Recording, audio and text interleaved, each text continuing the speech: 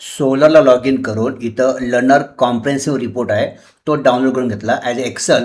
तो तुम्हाला या स्वरूपात डाउनलोड मिळतो. त्यात तुम्हाला विद्यार्थ्यांचे लर्नर कोड मिळतील. मग मी काय केलं, विद्यार्थ्याचा लर्नर कोड कॉपी केला आणि हे लर्नर सर्चवर जाऊन लर्नर कोडवरती मी लर्नर कोड टाकून सर्च केला. तर या ठिकाणी मला तो विद्यार्थी त्याचा फोटोवरती राईट क्लिक करून कॉपी इमेज ॲड्रेस केलं.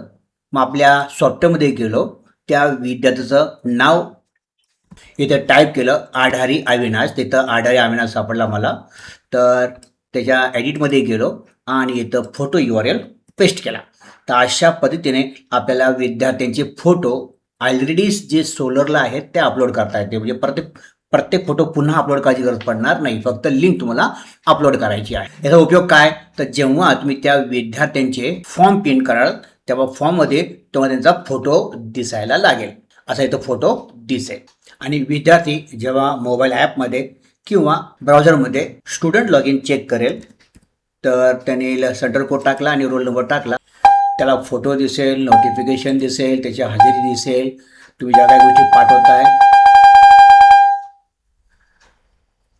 आणि विद्यार्थी ह्या सगळ्या गोष्टी चेक करू शकेल. किती फीज भरलेली आहे, त्या डिटेल्स, एक्झाम डिटेल्स वगैरे वगैरे वगैरे. ते विद्यार्थ्यांची लिंक आहे. विद्यार्थ्यांना सगळ्या गोष्टी दिसतील. तेव्हा त्यांना फोटो दिसला तर अधिक बेटर. आपण आय कार्डमध्ये तर फोटो दिसतोच, इथं सुद्धा फोटो त्यांचा दिसला पाहिजे.